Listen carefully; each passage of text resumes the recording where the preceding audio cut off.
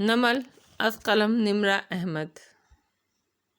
کبھی فراز نئے موسموں میں رو دینا، کبھی تلاش پرانی رفاقتیں کرنی۔ قصر کاردار کے لاؤنج میں لگے ٹی وی شیلف پر فیونا کتابیں ترتیب سے رکھ رہی تھی۔ جب اس نے نوشیروان کو اندر داخل ہوتے ہوئے دیکھا، وہ فوراً سے سر جھکائے جلدی جلدی کام کرنے لگی۔ نوشیروان سیدھا سیڑھیوں پہ چڑھتا گیا۔ اس کی چال میں ہلکی سی لڑکھڑاہٹ تھی اور جھکی آنکھوں کو دیکھ کر لگتا تھا وہ دور کسی خیال میں گم ہے، کسی اطمینان انگیز سرشار سے خیال میں۔ اپنے کمرے کا دروازہ کھولا تو اندر ساری بتیاں جل رہی تھیں۔ اتنی تیز روشنی سے اس کی آنکھیں چندھیا گئیں۔ ناگواری سے ادھر ادھر دیکھا اور پھر ساکت رہ گیا۔ سامنے کاؤنچ پر ہاشم بیٹھا تھا۔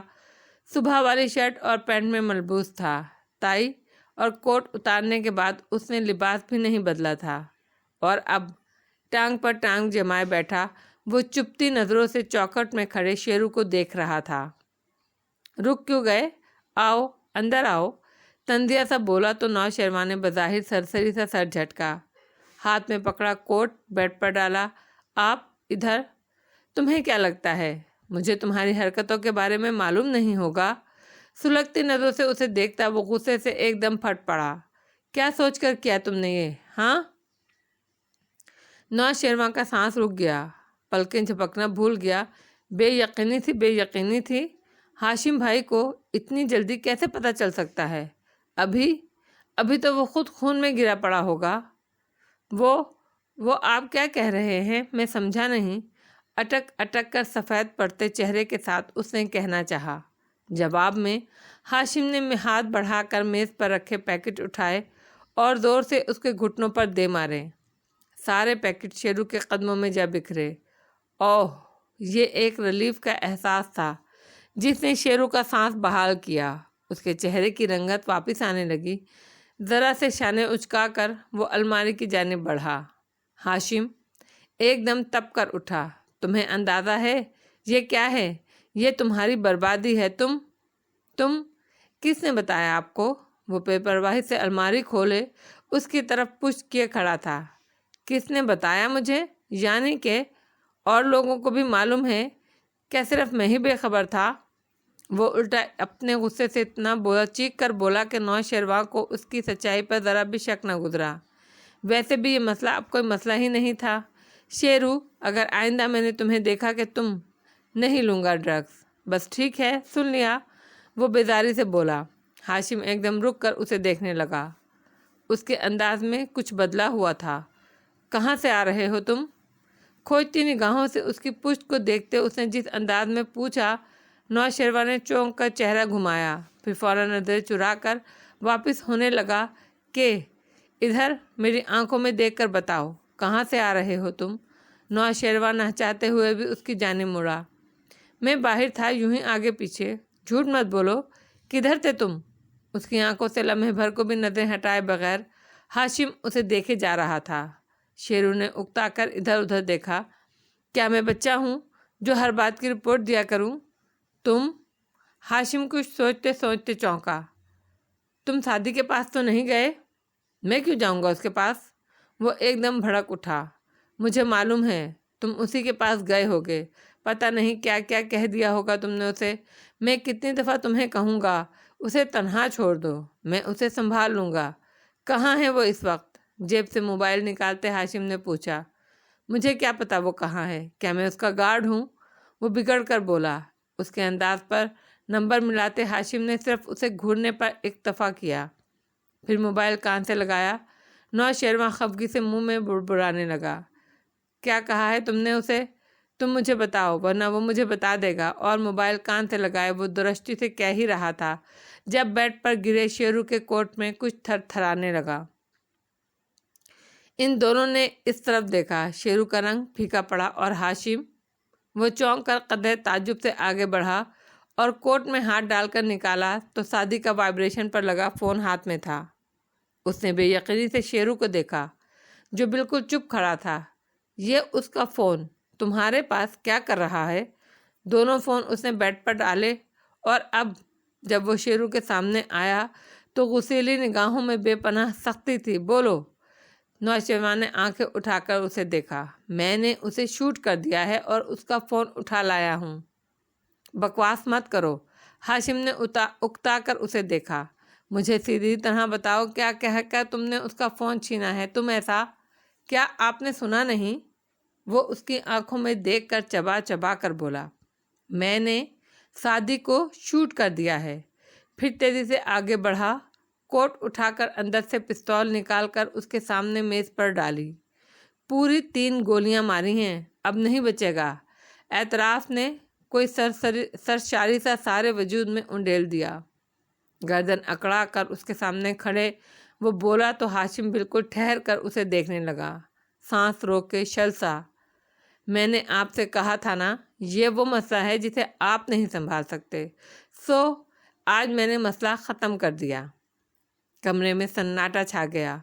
हाशिम के जहन को इसके अल्फाज समझने में चंद लम्हे लगे थे और जब समझ आया तो उसकी आंखें बेयकीनी से फैली, चेहरे पर सुर्खी उतरी। वो आगे बढ़ा, हाशिम आगे, और नौशेरवा के चेहरे पर चटाख चटाख 2 थप्पड़ लगाए। वो इस हमले के लिए तैयार नहीं था। बौखलाकर दूसरी तरफ लड़खड़ाया, दीवार का सहारा लेकर संभाला और मुंह पर हाथ रखा। बेयकीनी से हाशिम को देखा, जो तेज तेज सांस लेता इतने ही सदमे से उसे देख रहा था। तुमने उसे गोली मार दी। ओह मेरे खुदा, तुम कितने घटिया इंसान हो। उसका गिरेबान पकड़कर गुस्से से उसको झटका देते वो चिल्लाया था, तुमने कैसे उसे गोली मार दी? किधर है वो? कहाँ फेंक कर आए हो उसे? बिल्कुल गुम हुए शेरू का गिरेबान छोड़ा और माथे पर हाथ रखे इधर उधर चक्कर काटने लगा। उसका दिमाग गोया भग से उड़ चुका था। वो मर तो नहीं गया? क्या वो जिंदा था जब तुम वहाँ से आए हो? बताओ। गुस्से की वजह से परेशानी ने अब गुस्से की जगह ले ली। वो दोबारा उसकी तरफ लपका। शेरू का सर खुद ब खुद अस्बात में हिल गया। ओह मेरे खुदा, नौशेरवा, ये तुमने क्या किया? तुम कैसे उसकी जान ले सकते हो? मलामत भरी नज़रों से उसे देखा तो वो मुताज्जिब हुआ। आपको क्यों उसकी इतनी फिक्र है? क्यों इतनी मोहब्बत है आपको उससे? नौशेरवा, हाशिम ने आगे बढ़कर उसके कंधे से पकड़कर उसे झंझोड़ा। उसने तुम्हारी जान बचाई थी, क्या तुम भूल गए हो? क्या तुमने उस शख्स पर गोली चलाई जिसने तुम्हारी जान बचाई थी? एक लम्हे को नौशेरवा का दिल बिल्कुल खाली हो गया। वो टुकर टुकर हाशिम को देखने लगा। वो उसे छोड़कर फिर से इधर उधर चक्कर काटने लगा था। उसे समझ नहीं आ रही थी कि वो क्या करे। ये फ़ोन और ये गन, इसे तुम हाथ भी नहीं लगाओगे अब। दोनों चीज़ें उठाते हुए उसने सख्ती से उसे तनबीह की। फिर अपना मोबाइल उठाकर नंबर मिलाने लगा। अगर तुम इस कमरे से निकले तो मैं तुम्हारी जान ले लूँगा, समझे? पता नहीं वो बचा या नहीं। फ़ोन कान से लगाते वो तेज़ सांसों के दरमियान और बेरंग होते चेहरे के साथ कह रहा था, हाँ खावर, फ़ौरन घर आ जाओ जल्दी, हमारे पास वक्त नहीं है। उजला से कहता गन और फ़ोन लिए वो कमरे से बाहर निकल गया तो पीछे हर तरफ वीरानी और खामोशी छा गई। नौशेरवा दोनों हाथ पहलू में गिराए हनूज हक्का बक्का खड़ा था। मेरे सब्र पर कोई अजर क्या? मेरी दोपहर पे ये अबर क्यों?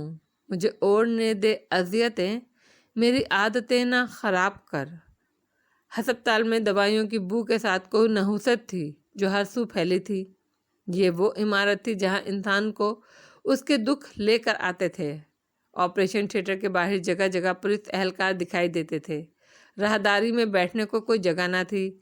फारस बेचैनी से इधर उधर चक्कर काट रहा था, बार बार मुड़कर बंद दरवाज़ों को देखता और फिर जुमर को, जो दीवार से लगी सफ़ेद चेहरा लिए बिल्कुल खामोश गुमसुम खड़ी थी। उसकी नज़रें दरवाजे पर जमी थीं और उनमें ज़माने भर की वीरानी थी। वो रोई नहीं थी, सो उसका हल्का मेकअप, आवेज़े खूबसूरत लिबास वैसे ही दमक रहे थे, मगर चेहरे की बेरौनकी ने सब वीरान कर दिया था। वाहिद आवाज़ हुनैन के रोने की थी।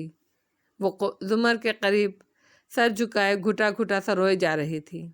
फिर उसने आंसुओं से भीगा चेहरा उठाया, गीली आंखों से फारस को देखा। मामू, इतनी देर हो गई, ये लोग बाहर क्यों नहीं आते? कोई कुछ बताता क्यों नहीं है? फारस ने तासुफ से उसे देखा। सर्जरी हो रही है, वक्त लगेगा। अगर दोबारा अम्मी का फ़ोन आए तो वही कहना जो पहले कहा था कि हम शादी के किसी दोस्त के लिए इधर हैं। मगर भाई को कौन गोली मार सकता है? अभी ये सोचने का वक्त नहीं है, तुम बस दुआ करो। वो सर झटकते दोबारा टहलने लगा। हन्ना चौंकी। दुआ? उसे कुछ याद आया। मैं अब नहीं रोऊंगी। उसने हथेलियों की पुष्ट से गीली आंखें रगड़ी और दुपट्टा सर पर रखकर चेहरे के गिर्द लपेटने लगी। मैं दुआ करूंगी। दुआ के अलावा कोई चीज़ मुकद्दर नहीं बदला करती। आंसू बार बार उबल कर आ रहे थे। वो पोरों से उनको साफ करने के लगी। मुसीबत ऊपर से आती है और दुआ नीचे से जाती है। जो ज़्यादा शदीद होगी वो जीत जाएगी। मुझे यकीन है। अब देखिएगा आप, मैं दुआ करूंगी और कैसे भाई ठीक हो जाएगा, है ना? आखिर में डरते डरते पूछा। वो चलते चलते उसके पास ठहरा, उदासी से उसका चेहरा देखा, फिर उसका चेहरा थपथपाकर अपने कंधे से लगाया। हुनैन के गर्म आंसू फिर से गिरने लगे। दुआ करो। उसका सर थपक कर वो उससे अलहदा हुआ तो हुनैन इस्बात में गर्दन हिलाती, हाथों का प्याला बनाए ज़ेरे लब कुछ बुड़बुड़ाने लगी। फारस ने दोबारा कदम उठाते हुए जुमर को देखा, जो हनूज सर दीवार से टिकाए बुत बनी दरवाजे को देख रही थी। उसकी आंखें बिल्कुल वीरान थीं। वो आहिस्ता से आगे बढ़ा और फारिस कॉरिडोर का मोड़ मुड़ गया। चंद लम्हे बाद जब वापस आया तो हाथ में शॉपर में लिपटी ठंडे पानी की बोतलें थीं। हन्ना के करीब आकर उसने हल्का सा इसके कंधे को छुआ। हन्ना ने सर उठाकर उसे देखा। अपनी फुप्पो से कहो पानी पी लें। बोतल शॉपर से निकालकर उसे थमाते सरगोशी की। हन्ना ने चौंक कर जुमर को देखा, जो थिएटर के दरवाजे को तक रही थी। फिर फौरन बोतल लेकर उस तक आई। फुप्पो पानी पी लें, उसने जुमर की कोहनी छू कर कहा तो वो चौंकी। चेहरा फेर कर उसे देखा, फिर बेइख्तियार निगाहें उठीं और फासले पर खड़े फारस के हाथों तक जा ठहरी। खाली शॉपर। इसने दोबारा बोतल को देखा। मुझे प्यास नहीं है, वो बिना तासुर के कहकर रुख फेर गई। थोड़ा सा पी लें, मगर जुमर ने नफ़ी में सर हिला दिया। हुनैन ने बेबसी से फारस को देखा। वो गहरी सांस लेकर वहाँ से हटा और राहदारी में चक्कर काटने लगा। इंतज़ार बहुत तकलीफदेह था। अब कि हम बिछड़े तो शायद कभी ख्वाबों में मिलें, जिस तरह सूखे हुए फूल किताबों में मिलें। ऑपरेशन थिएटर के अंदर मेज़ पर सादी अपने ऊपर झुके लोगों, खुद से जुड़ी नालियों और अपने मांस को कटते औजारों से बेखबर बंद आंखों से लेटा था। उसकी पलकों के पीछे एक और दुनिया थी। वहाँ ना खून था, न हथियार थे, न गोलियाँ, न तकलीफ, न आंसू। वो एक ताज़ा सी सुबह थी जिसमें चिड़ियों की चहचहाहट गूंज रही थी। एक चश्मा था जिसके किनारे पत्थरों पर एक घुंघराले बालों वाला लड़का बैठा था। उसने अपने गोरे पाँव सफ़ेद ठंडे पानी में डुबो रखे थे। साथ वाले पत्थर पर एक लड़की बैठी थी जिसके लंबे घुंघराले बाल कमर तक आते थे और झुककर पानी में बांस की लंबी छड़ी से लकीरें खींच रही थी। उसकी नाक में सोने की बाली जैसी नथ थी और कम उम्र चेहरे पर सोच का अंसर था। उसने भी पाजामा ज़रा ऊपर फोल्ड करके पैर पानी में डुबो रखे थे, मगर लड़के ने कदरे फिक्रमंदी से चेहरा उठाकर उसे देखा। मूसा अलैहिस्सलाम तो पैगंबर थे ना, इतने बहादुर और अच्छे, फिर वो फिरऔन के पास अकेले क्यों नहीं गए? उन्होंने क्यों कहा कि उन्होंने हारून को साथ लेकर जाना है? क्या उनकी ज़बान में वाकई लकनत थी? अरे नहीं, लड़की ने दाएं बाएं गर्दन हिलाई। अंबिया जो होते हैं ना सादी, वो मासूम और अयूब से पाक होते हैं। ये अकीदा अगर तुम्हारा दुरुस्त नहीं तो मुसलमान नहीं हो तुम। उसकी ज़बान में कोई लुकनत नहीं थी। ये सिर्फ इसराइलियात की वो रिवायात हैं जिनको मुसलमान मुफस्सरीन बग़ैर किसी सबूत या दलील के लिख देते हैं। मूसा की ज़बान में लुकनत नहीं थी। वो सिर्फ बहुत फसी नहीं थे। उनके भाई हारून ज़्यादा अच्छा बोल सकते थे। तो क्या सिर्फ इसलिए वो लेकर गए अपने भाई को अपने साथ? घुंघराले बालों वाले लड़के ने कंकर पानी में उछालते पूछा। हाँ, और इसलिए भी कि जो सपोर्ट उन्हें चाहिए थी वो उनको अपने भाई से ही मिल सकती थी, क्योंकि हर इंसान अपने भाई का रखवाला होता है। दूसरा कंकर फेंकता उसका हाथ रुका। वो ठहर कर इस लड़की को देखने लगा। मगर मेरा तो कोई भाई नहीं है। پھر میرا کیپر کون ہوگا؟ وہ لڑکی ہلکی سی ہنسی، پھر بازو اس کے کندھے کے گرد پھیلا کر اس کے قریب چہرہ کر کے بولی، تمہاری کیپر میں ہوں، میں ہمیشہ تمہیں پروٹیکٹ کروں گی، ہمیشہ۔ آوازیں مدھم ہوتی گئیں، چشمے کا منظر وقت کے آسمانوں میں گھلتا گیا اور ٹیبل پر لیٹے مریض کی بند آنکھوں کے پیچھے اندھیرا چھانے لگا۔ جس سے بھی پہلے کئی عہد وفا ٹوٹے ہیں، اسی دوراہے پہ چپ چاپ کھڑا رہ جاؤں گا۔ باہر رات گہری ہو رہی تھی، سیاہ اور خوفناک۔ ایسے میں سڑک کے کنارے گاڑی کی پچھلی سیٹ پر بیٹھا ہاشم کاردار فکر مندی سے بند آنکھیں مل رہا تھا۔ جب دوسرا دروازہ کھلا، اس نے چونک کر سر اٹھایا۔ خاور اندر بیٹھ رہا تھا۔ کیسا ہے وہ؟ ہاشم نے بے قراری سے اس کا چہرہ کھوجا۔ خاور نے گہری سانس لی۔ اچھی خبر نہیں ہے۔ ہاشم کا دل ڈوب کر ابھرا، آنکھوں میں کرب اترنے لگا۔ کیا وہ مر جائے گا؟ الفاظ کہنا بھی تکلیف دہ تھا۔ خاور نے گویا ملامت سے اسے دیکھا۔ خبر یہ ہے کہ وہ بچ جائے گا، اور میرا خیال ہے یہ ہمارے لیے اچھی خبر نہیں ہے۔ وہ بچ جائے گا؟ وہ ایک دم سیدھا ہو کر بیٹھا۔ جی، میں نے معلوم کیا ہے، ایک گولی کاندھے میں لگی ہے، دوسری پیٹ میں اور تیسری ٹانگ میں۔ کوئی بھی گولی مہلک نہیں ثابت ہوگی۔ نوشیروان کا نشانہ اچھا ہے، مگر ظاہر ہے وہ ڈرگ کے زیر اثر تھا اور غصے میں بھی، اسی لیے۔ اس نے تعصب سے سر جھٹکا۔ وہ بچ جائے گا نا؟ ہاشم نے بے چینی سے بات کاٹی۔ جی، میں لکھ کر دے سکتا ہوں، وہ بچ جائے گا، اور اگلے 2-3 گھنٹوں میں ہوش میں آ کر سب کو بتا دے گا اسے کس نے گولی ماری تھی۔ اور صرف یہی نہیں، وہ یہ بھی بتائے گا کہ ہم نے اور کیا کیا کیا ہے، برہمی سے وہ کہہ رہا تھا۔ ہاشم نے تکلیف سے آنکھیں میچ لیں۔ چند لمحے کار میں خاموشی چھائی رہی، گہرا سکوت۔ ہو سکتا ہے وہ نہ بتائے۔ ہاشم نے تنکے کا سہارا لینے کی کوشش کی۔ خاور نے بے یقینی سے اسے دیکھا۔ سر، میں آپ کی اس بچے کے لیے فیلنگ کی بہت قدر کرتا ہوں، مگر معذرت کے ساتھ وہ آپ کے لیے ایسی کوئی فیلنگ نہیں رکھتا۔ ہوش میں آتے ہی سب بک دے گا، اور اس کے بعد فارس اتنی ہی گولیاں نوشیروان کو مارے گا۔ کیا آپ کو لگتا ہے وہ لوگ ہمیں چھوڑ دیں گے؟ تو پھر کیا کروں؟ وہ بیزار ہوا، مگر اس بیزاری میں تکلیف تھی۔ کیا مطلب کیا کروں؟ ہمیں اس وقت ایک ہی چیز کرنی ہے۔ سرجری ختم ہوتے ہی میرا کوئی لڑکا اسے ایک ذرا سا انجیکشن لگائے گا اور خاور، وہ بے یقینی سے اسے دیکھتا غرایا، میں سعدی کو نہیں ماروں گا، وہ ایک چھوٹا بچہ ہے۔ آپ کچھ مت کریں، میں کروں گا جو کرنا ہے۔ اس کا مرنا ضروری۔ اگر تم نے اس کو ہاتھ بھی لگایا تو میں خدا کی قسم تمہیں اپنے ہاتھوں سے گولی ماروں گا۔ انگلی اٹھا کر سرخ آنکھوں سے اسے دیکھتا وہ اتنی ہی سختی سے بولا کہ خاور ٹکر ٹکر اس کا چہرہ دیکھنے لگا۔ You love the boy, don't you? Khawar کو افسوس ہوا۔ ہاشم نے سر جھٹکا۔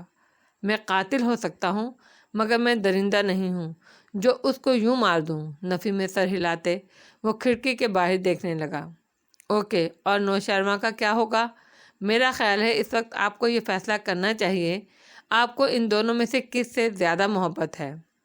ہاشم نے سر سیٹ کی پشت سے ٹکا کر تکلیف سے آنکھیں موند لیں۔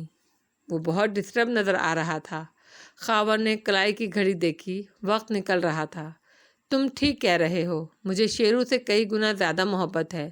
صادق کو خاموش کروانا ضروری ہے۔ اوکے، اس نے اسبات میں سر ہلایا۔ اب تم وہ کرو گے جو میں تمہیں کہتا جاؤں۔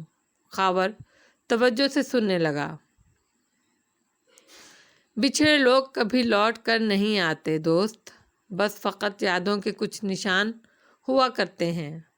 سفید راہداری میں ابھی تک خاموشی تھی۔ زمر ہنوز اسی طرح کھڑی آپریشن تھیٹر کے دروازوں کو دیکھ رہی تھی۔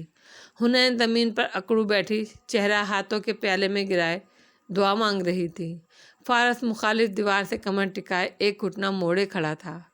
ارد گرد پولیس اہلکار ہنوز پہرہ داری کر رہے تھے۔ وردی میں ملبوس سرمد شاہ بھی وہیں تھا، مگر ایک حد سے وہ آگے نہیں بڑھا، بس فاصلے پہ کھڑا احتیاط سے فارس کو دیکھ لیتا، جو گاہے بگاہے اس پر ایک تیز نگاہ ڈالتا تھا۔ اس نے زمر سے بات کرنے کی کوشش کی تو فارس نے صرف ہاتھ اٹھا کر اسے رک جانے کو کہا، اور وہ فوراً پلٹ گیا۔ سرمد شاہ، وہی ASP تھا جس نے فارس قاضی کو 4 سال قبل گرفتار کیا تھا، جو فارس کے گھر جا کر اس کی گاڑی سے ملنے والی وارث سے جڑی چیزیں اسے دکھا کر اس کیس سے علیحدہ رہنے کی دھمکی دے کر آیا تھا، اور حوالات میں اس سے روز کی ملاقات رہتی تھی۔ اس ملاقات کے نشان فارس کی کمر پر آج تک موجود تھے۔ کتنے گھنٹے بیت چکے تھے کسی کو یاد نہیں۔ جب دروازے کھلے تو سب ادھر ہی بڑھے۔ دمر سب سے آگے تھی۔ وہ کیسا ہے؟ اس نے پریشانی سے سجن کا چہرہ دیکھتے ہوئے پوچھا۔ آواز اتنی ہی ہلکی تھی کہ بامشکل سنائی دیتی تھی۔ آپ فکر مت کیجیے، وہ ٹھیک ہے، آپریشن ہو چکا ہے اور اب وہ اسٹیبل ہے۔ کچھ دیر تک اسے وارڈ میں شفٹ کر دیں گے۔ کیا وہ صرف الفاظ تھے یا کوئی روح تھی جو ان میں پھونک دی گئی؟ حنا نے ہاتھوں میں چہرہ چھپا لیا۔ اس کی ہچکیاں سنائی دینے لگیں۔ فارس نے نڈھال سے دیوار سے کمر لگا کر آنکھیں بند کی اور زمر، وہ بس یک ٹک ڈاکٹر کو دیکھ رہی تھی۔ کیا میں اس سے مل سکتی ہوں؟ ایک دفعہ وارڈ میں شفٹ ہو جائے تو آپ مل سکیں گی۔ وہ آگے بڑھنے لگے۔ زمر فوراً ان کے پیچھے لپکی۔ کب کریں گے شفٹ؟ کب کریں گے اس کو وارڈ میں شفٹ؟ بس تھوڑی دیر تک۔ زمر نے ہلکے سے اس بات میں سر ہلایا۔ حنا اور فارس کے برعکس اس کے چہرے پر اطمینان نہیں اترا تھا۔ وہ وہیں کھڑی بے چین منتظر نگاہوں سے تھیٹر کے بند دروازوں کی طرف دیکھنے لگی۔ کافی دیر بیت چکی تھی اور وہ سعدی کو باہر لانے کا انتظار کرتے رہے۔ فارس اب ادھر ادھر ٹہلتا، بار بار کلائی کی گھڑی دیکھتا رہا۔ حنین گیلا چہرہ صاف کیے ہلکی سی مسکراتی ہوئی اب کھڑی تھی۔ زمر ویسے ہی گم سم دیوار سے لگی تھی۔ تھیٹر کے دروازے کھلے اور ایک سسٹر باہر نکلی تو فارس اس کی طرف لپکا۔ کب شفٹ کریں گے سعدی کو؟ اسے ہوش آ گیا۔ نرس نے رک کر اس کا چہرہ دیکھا۔ وہ مریض جس کو گولیاں لگی تھیں، اس کو تو شفٹ کر دیا ہے۔ کب کا؟ فارس کے ابرو تعجب سے اکٹھے ہوئے۔ ہم تب سے یہیں کھڑے ہیں، اسے تو باہر نہیں لایا گیا۔ ارے وہ بیک ڈور سے لے کر گئے ہیں نا وارڈ میں۔ اس نے OT کے دوسرے دروازے کی سمت اشارہ کیا، جو کوریڈور کا موڑ مڑ کر آتا تھا، یہاں سے دکھائی نہیں دیتا تھا۔ فارس اور حنا مڑ کر اس کی طرف دیکھنے لگے۔ زمر بے چینی سے آگے بڑھی۔ کس وارڈ میں ہے؟ پلیز مجھے اس طرف لے چلیے۔ آئیے۔ وہ اپنا کام چھوڑ کر چل دی تو زمر اس کے پیچھے لپکی۔ فارس اور حنین ساتھ ساتھ چلتے آ رہے تھے۔ یہ ادھر ہے آپ کا مریض۔ وارڈ میں آ کر نرس نے ادھر ادھر گردن گھمائی، آگے پیچھے گھومی اور دفعتاً ٹھہر گئی۔ زمر نے چہرہ موڑ کر اطراف میں دیکھا۔ اجنبی چہرے، غیر شناسا لوگ۔ OT سے بلٹ انجریز والا مریض ڈاکٹر بخاری نے بھیجا ہے۔ وہ کدھر ہے؟ وہ کسی کو روک کر پوچھ رہی تھی۔ زمر کا چہرہ زرد پڑنے لگا۔ اس نے ویران نگاہیں اٹھا کر حنین کو دیکھا، جو اتنی ہی متعجب لگ رہی تھی۔ یہاں تو کوئی مریض نہیں لایا گیا۔ کیا مطلب؟ میرے سامنے وارڈ بوائز اسے لے کر گئے تھے۔ ہر چیز سلو موشن میں ہوتی نظر آ رہی تھی۔ کیسے غائب ہو سکتا ہے ہمارا مریض؟ میں تمہاری جان لے لوں گا اگر اسے کچھ ہوا تو۔ وہ غصے سے اس کی طرف لپکا۔ اور پس منظر میں کوئی کہہ رہا تھا، ابھی کچھ دیر پہلے ہی میں نے دیکھا تھا 2 وارڈ بوائز اسٹریچر پر پیشنٹ کو لا رہے تھے، مگر وہ ریسیپشن کی طرف جا رہے تھے۔ اس نے دیکھا فارس اس طرف بھاگا تھا۔ حنا بھی پیچھے دوڑی تھی۔ سوالات، حساب کتاب، پولیس اہلکاروں کی بھاگ دوڑ، زمر ان سب میں اجنبیوں کی طرح قدم قدم چلتی ہی گئی، یہاں تک کہ ریسیپشن ہال سامنے دکھائی دینے لگا۔ فارس تلخی اور غصے سے بازو اٹھا کر دروازے کی طرف اشارہ کرتا پولیس افسر سے کچھ کہہ رہا تھا۔ ارد گرد افراتفری سی مچی تھی۔ حنین حیران پریشان سی گردن گھمائے آس پاس دیکھ رہی تھی۔ اسے سست قدموں سے آتے دیکھا تو دوڑ کر اس تک آئی۔ یہ کیا ہو رہا ہے؟ بھائی کہاں ہے؟ زمر نے خالی خالی نظروں سے اسے دیکھا۔ وہ اسے لے گئے ہیں۔ اس کی آواز کسی کنویں سے آتی سنائی دی، ہلکی سرگوشی کی طرح۔ کون لے کر جا سکتا ہے بھائی کو؟ زمر نے گردن نفی میں ہلائی۔ کون ہے؟ مجھے نہیں پتا، مگر یہ وہی ہیں جنہوں نے اس کو گولی ماری ہے۔ اس کی ویران نگاہیں فارس پر جا ٹھہری، جو ایک پولیس اہلکار کے ہمراہ تیزی سے باہر جاتا دکھائی دے رہا تھا۔ زمر نے یاسر سے سر جھٹکا۔ وہ ہمارے بچے کو ہمارے ہاتھوں سے لے گئے ہیں اور ہم कुछ नहीं कर सके। वो हाल के किनारे नस्ब बेंच पर बैठ गई, सर दीवार से टिका दिया। हुनैन, जो अभी तक हैरान और परेशान खड़ी थी, एकदम रोने लगी, पहले हल्की और फिर ऊंची आवाज़ से। इन दोनों का रद्द अमल देने का तरीक़ा इतना ही मुख्तलिफ था जितना वो खुद एक दूसरे से मुख्तलिफ थीं। हर किसी के जलने का अपना अंदाज होता है। परवाने जितने भी जलें मगर दिया नहीं होते। रात की स्याही ने सुबह की सफ़ेदी की जगह दी और नीलाहट भरा अंधेरा कसरे कारदार पर उतरने लगा। नौशेरवा के कमरे के पर्दे हटे हुए थे। वो तेज़ एसी की ठंड में लिहाफ ताने सीने के बल सो रहा था। दफातन उसने करवट ली, चेहरा ऊपर हुआ तो बंद आंखों से मुंह बिगड़ा, कुछ सूंघा, धुआं, बू। वो आंखें चुंधियाकर इधर उधर देखता उठ बैठा, पलकें झपकाई। ज़रा बसारत वाज़ेह हुई तो उसके चेहरे पर शौक उभरा। मुंह ज़रा सा खुला था। सामने सोफे पर हाशिम बैठा था, टांग पर टांग जमाए, कोहनी सोफे के बाजू पर रखे।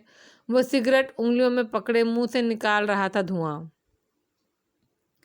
धुएं का मरगूला लबों से निकला और ऊपर उठता गया। मेज़ पर शेरू के पिस्तौल के साथ इसके सिगरेट और मंशियात के पैकेट पड़े थे। एक पैकेट ताज़ा खोला गया था। लगता था नौशेरवा की परेशान निगाहें वापस हाशिम के चेहरे तक गईं। वो खिड़की से बाहर देख रहा था। उसकी आंखें गीली थी, नाक सुर्ख थी। क्या वो मर गया? उसने हल्के से पूछा। हाशिम ने चेहरा उसकी तरफ मोड़ा। उसकी गीली आंखें गुलाबी रगों से भरी हुई थीं। मैं उसे नहीं मार सकता था, इसलिए यहाँ से दूर भेज दिया है। बेफिक्र रहो, वो अब किसी को कुछ नहीं बता सकता।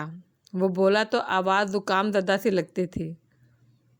पुलिस हमारी, हस्पताल का अमला हमारा, कानून हमारा। ना तुम्हें किसी ने इस कॉलोनी में जाते देखा, ना निकलते।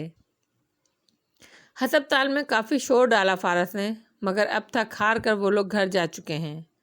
अब जितना कोशिश कर लें वो उन्हें नहीं मिलेगा। मुबारक हो नौशेरवा, तुम्हारे भाई ने हर दफ़ा की तरह इस बार भी तुम्हारा फैला कचरा समेट लिया है। सिगरेट लबों तक ले जाते उसने तल्ख और तन से मुस्कुराने की नाकाम कोशिश की, मगर उसकी नज़रों की मुलामत नौशेरवा की आंखों में खफकी उतरी। क्या वो अभी भी जिंदा है? आपने उसे क्यों बचाया?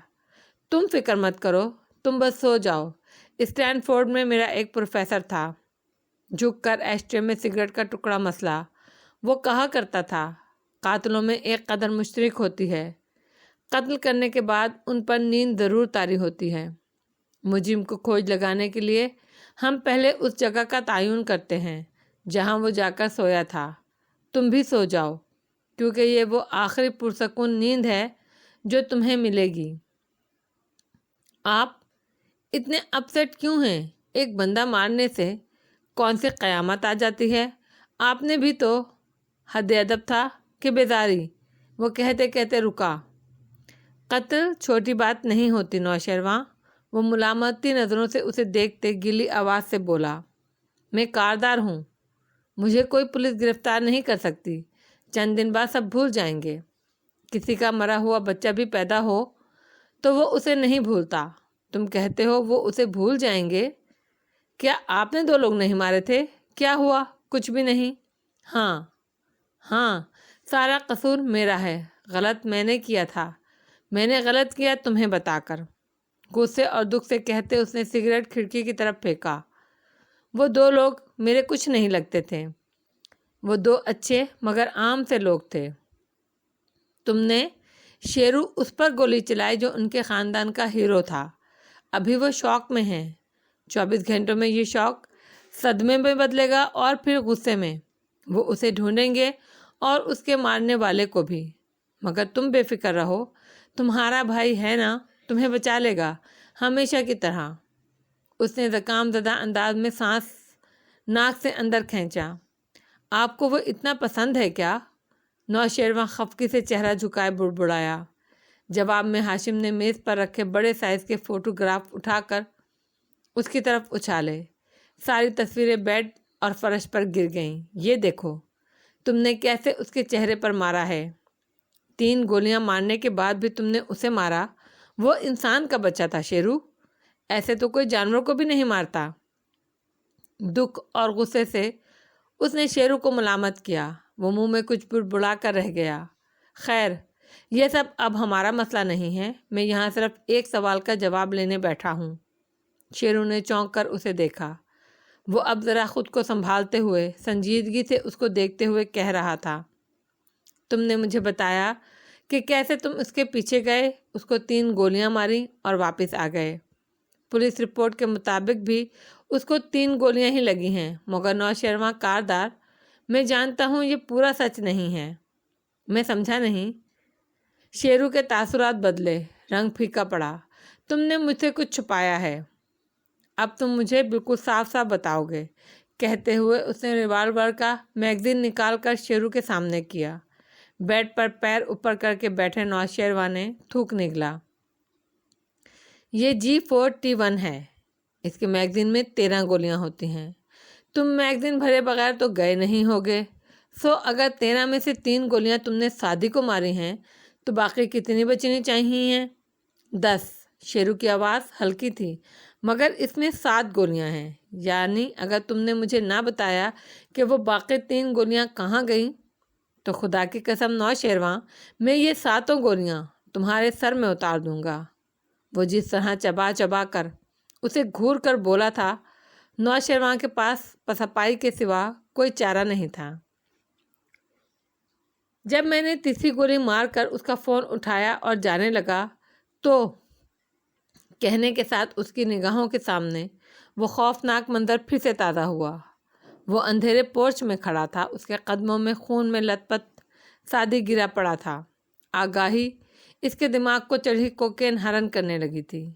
وہ تیزی سے جھکا، سعدی کا موبائل اٹھایا جس پر خون کے محض چند قطرے لگے تھے، اسے جیب میں ڈالے مڑ گیا۔ اب اسے جلدی سے یہاں سے نکلنا تھا۔ تبھی جب کہ وہ مڑنے لگا تھا اس نے وہ آواز سنی۔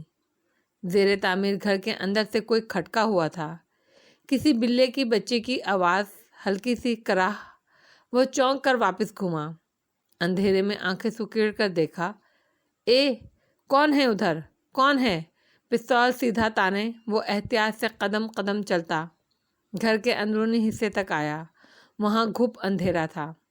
کون ہے؟ بولو بولو، اس نے پکارا، مگر خاموشی چھائی رہی۔ مگر وہاں کونے میں کوئی حرکت سی ہوئی۔ وہ کوئی ہیولا تھا جو حرکت کر رہا تھا۔ نوشیروان نے پستول تان کر یک کے بعد دیگرے فائر کیے، پھر قریب آیا، موبائل کی اسکرین روشن کر کے اس طرف نگاہ ڈالی۔ وہ سیمنٹ کا ایک خالی پیپر بیگ تھا جو سیڑھیوں کے ساتھ گرا تھا۔ وہ سر جھٹک کر مڑا اور باہر آیا۔ سعدی ہنوز وہیں گرا پڑا تھا۔ وہ ایک متنفر نگاہ اس پر ڈال کر گیٹ کی طرف بڑھا، مگر کسی احساس کے تحت اس نے گردن موڑی۔ بنا دروازوں کے اس گھر کے ڈھانچے کی کچی پکی سیڑھیوں کے اوپر کوئی سایہ گم ہوا تھا۔ اسی وقت پس منظر میں پولیس کے سائرن بجنے لگے۔ وہ تیزی سے باہر کو دوڑا۔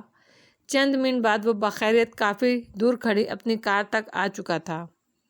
مجھے شیور نہیں ہے، مگر شاید وہاں کوئی تھا، شاید نہیں تھا، اپنے کمرے میں بیٹھے سر جھکائے نوشیروان کہہ رہا تھا۔ ہاشم ایک دم اٹھا، سارا نشہ حرن ہوا۔ کیا اس نے پچھلے قتلوں کا حوالہ دیا؟ میرا نام لے کر کچھ کہا؟ ہاں، بہت کچھ بولا تھا اس نے۔ تو پھر ظاہر ہے وہاں کوئی تھا اور وہ جانتا تھا کہ وہاں کون ہے۔ اوہ میرے خدا! بے اختیار اس نے ماتھے کو چھوا۔ تمہیں کسی نے گولی چلاتے دیکھا ہے، یعنی کہ اب موقع کا گواہ بھی موجود ہے۔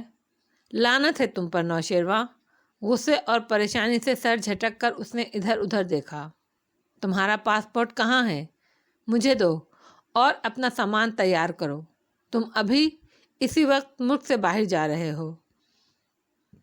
تم اس وقوع کے وقت بھی ملک میں نہیں تھے۔ میں پاسپورٹ پر بیک ڈیٹ کی ایگزاسٹ اسٹیمپ لگوا دوں گا۔ پاسپورٹ لاؤ جلدی!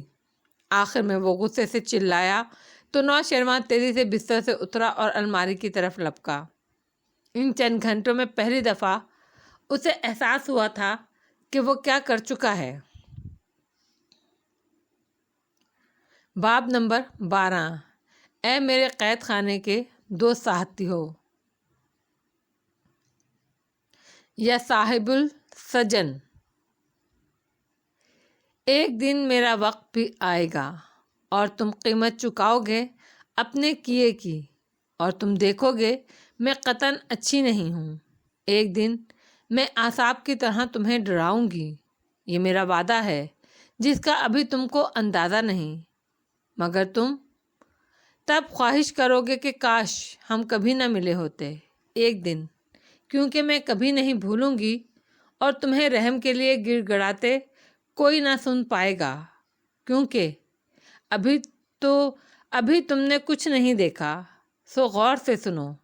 एक दिन तुम जवाब दोगे अपने अमाल का, बस इंतज़ार करो और देखो, और तब तुम जानोगे मेरे ख़ानदान को नुकसान पहुंचाने के बाद क्या होता है।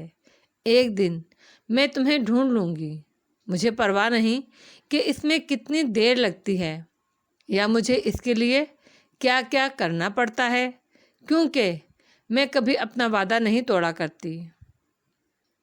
पैटिट मैज क्यू की नज़म इंतकाम से। सादी यूसुफ की गुमशुदगी के 5 घंटे बाद आज सुबह छोटा बागीचा वीरान पड़ा था। सूरज की तपिश ने सारे फूल झुलसा दिए थे। अंदर लाउंज में नुदरत के रोने की आवाज़ सबसे ऊंची थी। वो चेहरा झुकाए नफ़ी में सर हिलाती रोए जा रही थी। हम उसको ढूंढ लेंगे, ये मेरा आपसे वादा है। फारस नुदरत के घुटनों पर हाथ रखे उनको तसल्ली दे रहा था। उसकी आंखें रत जगह के बायस सुर्ख थीं और चेहरे पर थकान थी। अब कहाँ ढूंढोगे? अब तक तो वो उसे और दुपट्टे में चेहरा छुपाए और ज़ोर से रोने लगी। उनका कांधा मसलती हुनैन भी अम्मी खुद को संभालें कहती फिर से रोने लगी थी। सीम सर घुटनों में दिए कार पर बैठा था। सामने बड़े अब्बा गर्दन गिराए खामोश आंसू गिरा रहे थे। वो बिल्कुल ठीक होगा और उसका ख्याल रखा जा रहा होगा। सिंगल सोफे पर घुटने मिलाकर बैठी जुमर ने बेतासुर से अंदाज में कहा तो वो सब उसको देखने लगे।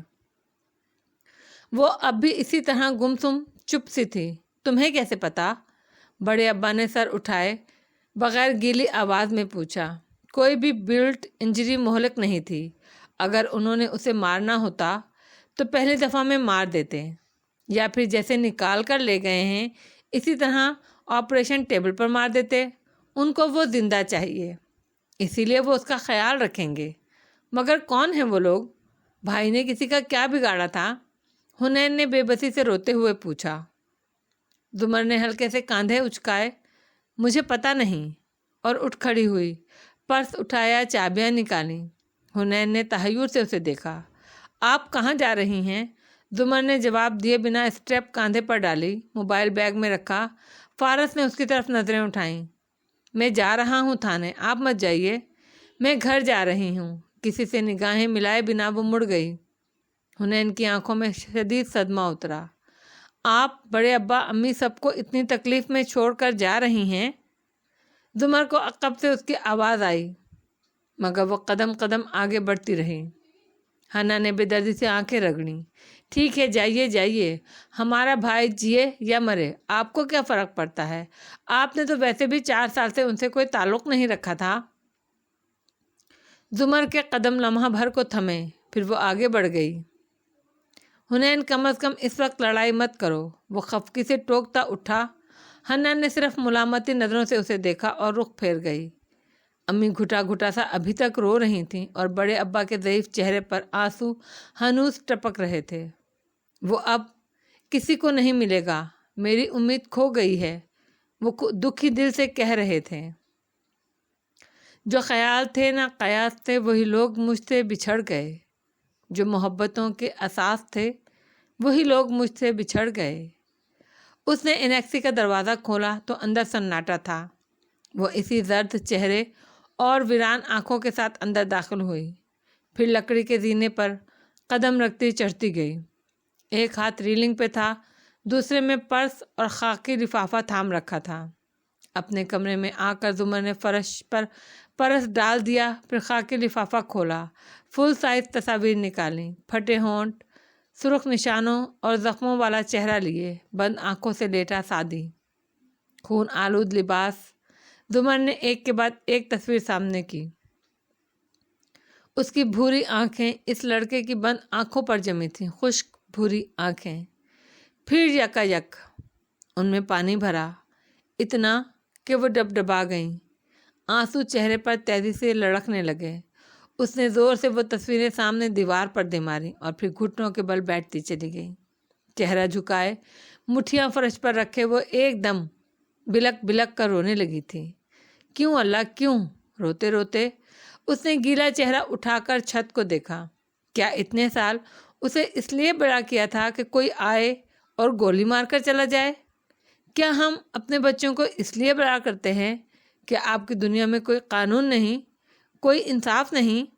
اس نے زمین پر بیٹھے بیٹھے چہرہ بیڈ پر رکھ دیا۔ دائیں گال پہ آنسو لڑکتے دکھائی دے رہے تھے۔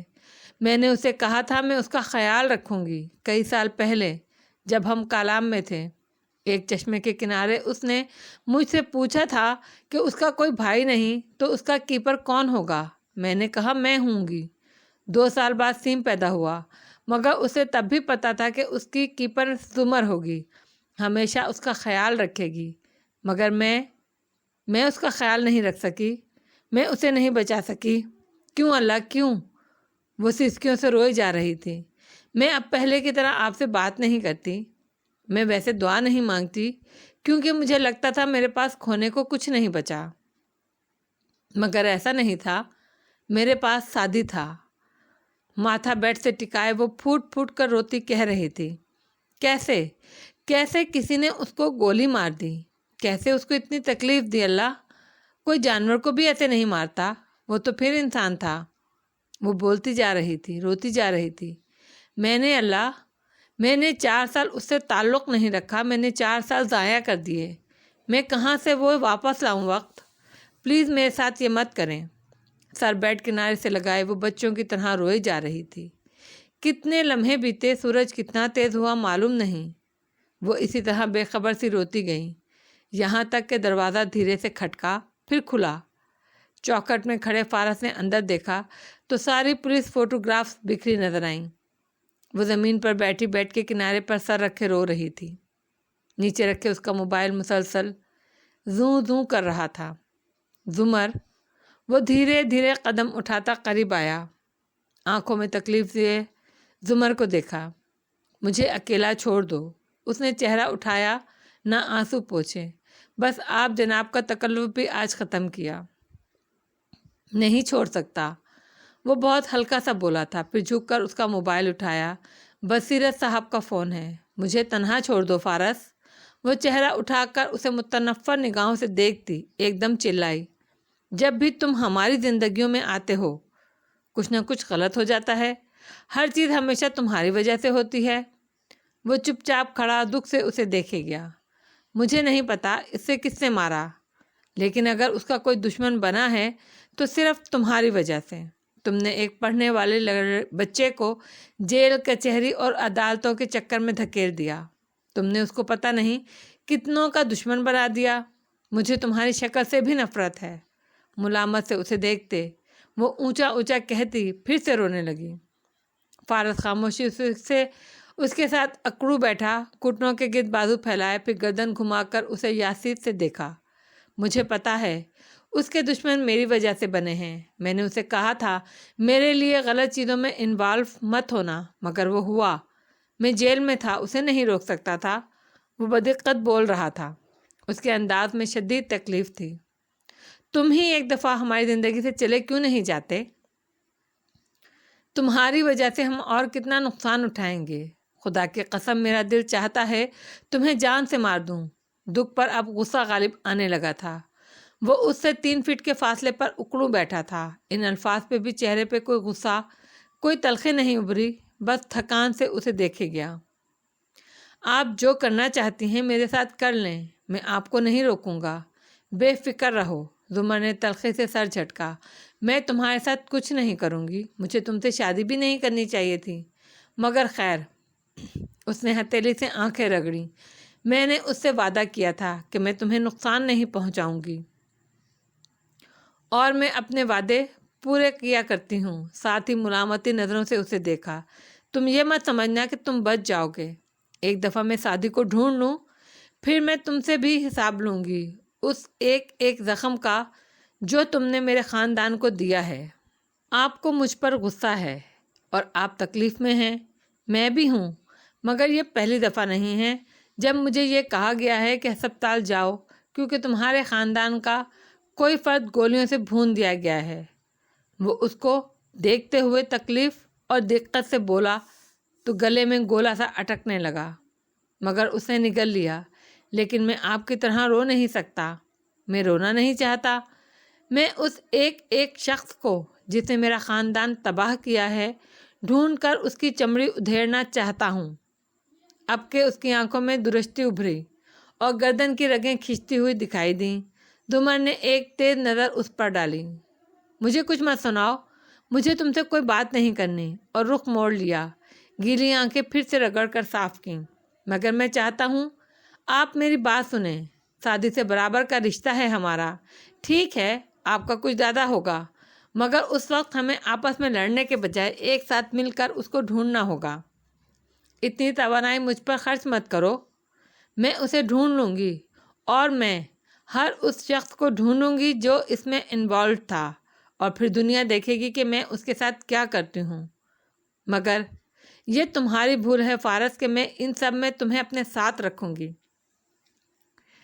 اس کی تیز نظر سے گھورتی وہ اس کو دیکھتی چبا چبا کر بولی، نہ آپ اسے اکیلے ڈھونڈ سکتی ہیں نہ میں، مجھے تمہاری کسی مدد کی ضرورت نہیں ہے۔ تلخی سے کہتی وہ اٹھی، میں اکیلی سب کر لوں گی، تمہارا کیا بھروسہ کل کو مجھے بھی بیچ آؤ۔ فارس کے ماتھے پر بل پڑے، دماغ کھول گیا، تیزی سے اٹھا۔ ایسا سمجھتی ہیں آپ مجھے؟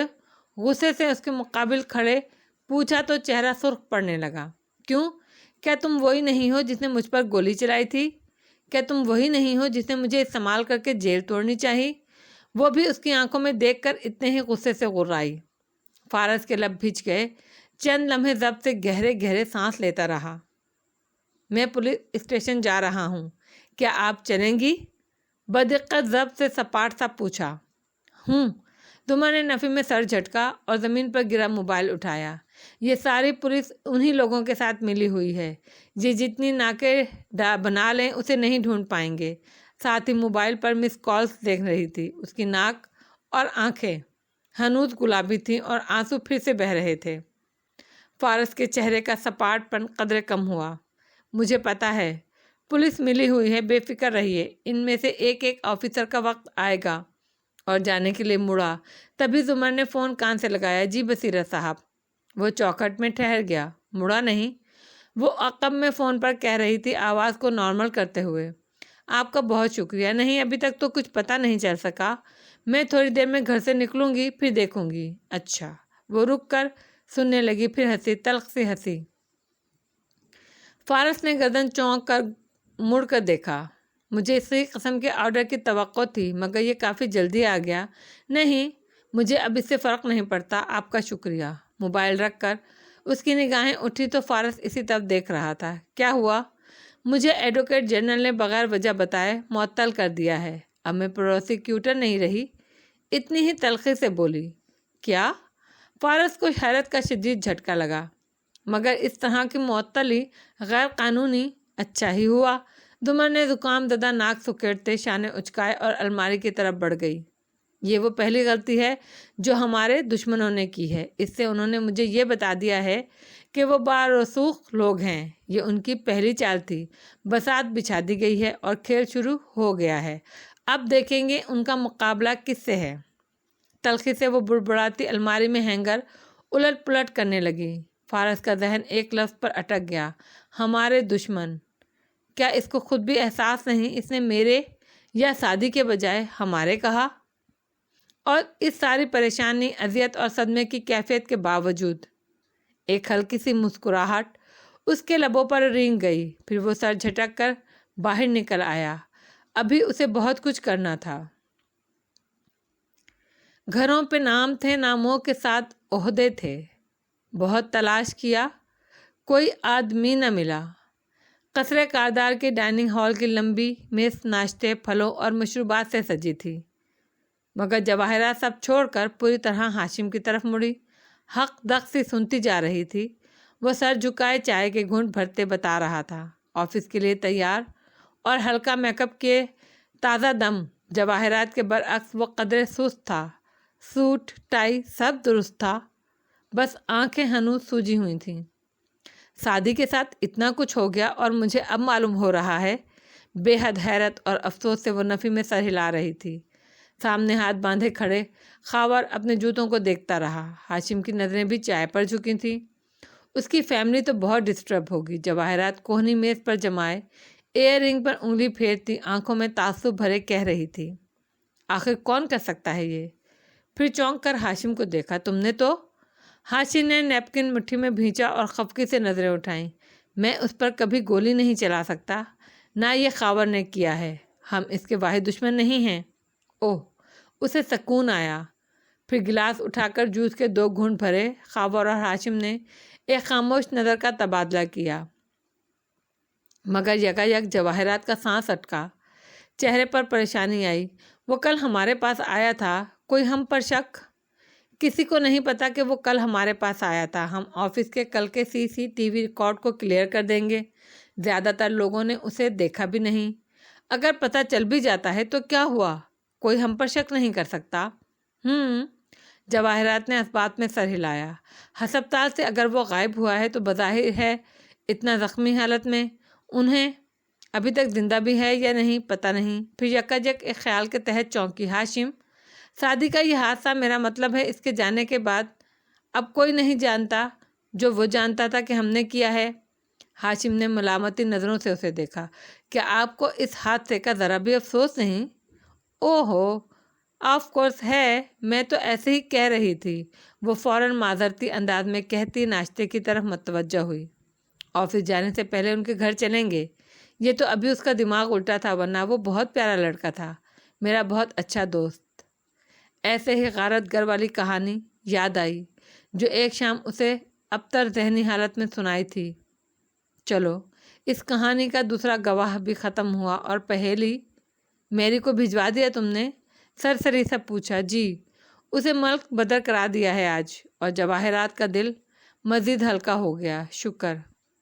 اوکے، اس کا دل اچاٹ ہو چکا تھا، بیزاری سے کہہ کر اٹھ کھڑا ہوا۔ شیرو پھر ناشتے پر نہیں آیا؟ وہ ذرا فکر مندی سے بولی۔ وہ رات دبئی چلا گیا۔ آپ جب تک پارٹی سے آئیں میں سو چکا تھا، بتا نہیں سکا۔ اس نے سیل فون اٹھاتے سرسری سی اطلاع دی۔ جواہرات نے شدید حیرانی سے چہرہ اٹھایا، مگر کیوں؟ دوستوں کے ساتھ پروگرام تھا۔ پریشان مت ہوں، اسے کچھ دن ریلیکس کرنے دیں۔ اور ہاں، یہ شادی والی بات اسے نہ بتائیے گا، ابھی ڈسٹرب ہو جائے گا وہ۔ آخر وہ دونوں دوست تھے۔ آخری فقرہ بدقت ادا کیا۔ پھر جواہرات سے نگاہیں ملائے بغیر وہ باہر نکل گیا اور وہ بس سر ہلا کر رہ گئی۔ مجھے پتا ہے وہ کیوں گیا ہے، کیونکہ شہرین نے آج صبح وہاں جانا تھا۔ ناراضگی سے بڑبڑاتے گلاس اٹھایا۔ آپ مسز کاردار سے کیوں چھپا رہے ہیں؟ خاور نے اس کے پیچھے سے آ کر پوچھا تھا۔ معاملہ ٹھنڈا ہونے دو، پھر بتا دوں گا۔ ابھی کوئی لاپرواہی ہم افورڈ نہیں کر سکتے، دبی آواز میں کہتا وہ اس کے ساتھ باہر برآمد تک آیا۔ سیڑھیوں کے سرے پر دونوں رکے۔ ہاشم نے چہرہ گھما کر نیچے پھیلے سبزہ کو دیکھا۔